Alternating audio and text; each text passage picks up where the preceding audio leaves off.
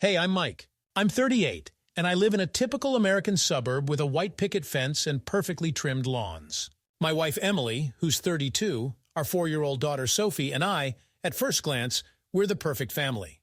But behind the closed doors of our cozy house, the reality is not so rosy. Em and I have been together for 14 years, 10 of which we've been married. I won't say it's been smooth sailing, especially when we were trying to have a kid. Damn, I almost believed I was a lousy father until 4 years ago when a miracle happened. Sophie was born. My little princess. Emily's maternity leave was a real hell. I worked my ass off at 2 jobs to make sure my girls had everything they needed. In the evenings, instead of relaxing with a bottle of beer in front of the TV, I tried to help Em with the baby and around the house. I can't remember the last time I hung out with friends or went to corporate parties. I hardly even visited my parents, even though they live a couple of blocks away from us. When Emily finally went back to work, I thought it would get easier. Ha, naive fool! My dear wife seemed to have gone off the rails, making up for 3 years of being cooped up. At first I was even happy for Em. Well, she goes to all sorts of girls' nights out, corporate events, colleagues' birthdays. Let her unwind, what's the big deal? But then she started unwinding more and more often, coming back well past midnight. And a couple of times, she didn't even come home at all. Mike, don't worry, I stayed at Jess's. We got carried away chatting. There was no point in going home in the middle of the night, Emily justified herself. Of course, her friend confirmed everything. What else could she do? Lie to her best friend's husband? But the last straw was when Em spent the night at some colleague's place. Can you imagine? After a corporate party, my wife went to relax at some guy's place. No, she swore that Jess and some other dude from the mountains were there, that nothing happened. She admitted she screwed up, promised it wouldn't happen again. And seems like she stopped staying overnight at unknown places. But crawling home at dawn, in my opinion, isn't much better. I can't take it anymore. How many times I wanted to pack my bags, slam the door so hard the plaster would fall off the ceiling. But Sophie, how can I leave my little one?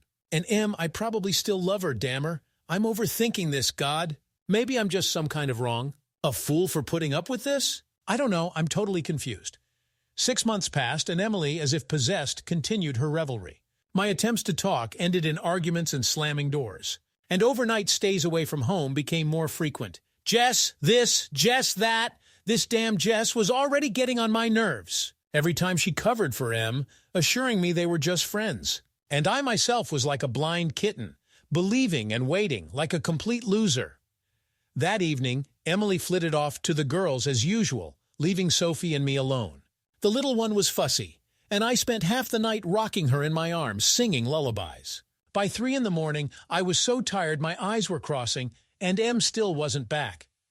In the morning, looking at her crumpled, sleepy face and smeared makeup, I realized, enough. I need to change something or I'm going to explode. And then an idea came to me. Hello, Jimmy? It's Mike Henderson. Remember how you once offered your services if I ever needed help? Well, now's the time. Jim is a private detective and my former classmate. I used to think guys in his profession were scammers, but now I'm ready to grab at any straw. Mikey, buddy, great to hear from you. Of course I'll help. What's up? I briefly outlined the situation, trying not to get too sappy. Jim listened attentively and promised to sort it all out. I could hear the keyboard beeping in the background. Looks like he got right to work. The next few days I was on pins and needles. Emily acted as usual, as if she didn't notice anything, still staying late at work, going to see friends, and ignoring my questions. And I couldn't sit still, glancing at my phone every 5 minutes. Finally, Jim called and suggested we meet at a cafe near my office. I could tell by his voice that it was bad news. Mike, in general, everything is confirmed. There are photos, videos with Emily and this guy. The same colleague, Brian, I think. I'm sorry, man. Jim took a thick folder out of his briefcase, but I didn't even want to look. Everything is clear anyway. I was shaking with rage and some kind of dull despair. I wanted to smash that damn cafe to hell and then get drunk into oblivion. Thanks, Jim. Send the bill when you have time.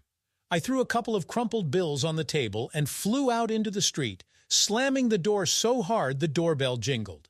I needed to get my head straight and decide how to live on. The divorce went surprisingly quickly and smoothly.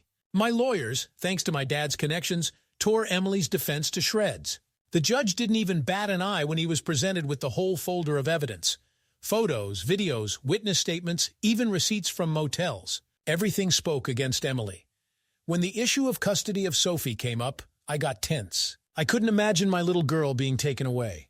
But then the judge sided with me again. Mrs. Henderson, given your irresponsible behavior and neglect of family responsibilities, custody of the child is granted to Mr.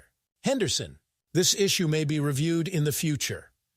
A weight lifted off my shoulders. Sophie will stay with me. Emily tried to object, but I wasn't even listening. I'm ready to do anything for my daughter.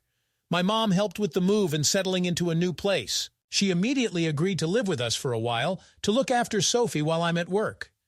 Gradually, life began to improve. Of course, being a single father is not easy, but it's worth it. For the happiness of my little girl, I'm ready to move mountains, even if I have to change diapers alone, chase away boys from her in a dozen years and walk her down the aisle. I will definitely cope. Because now I have the most important thing, my daughter.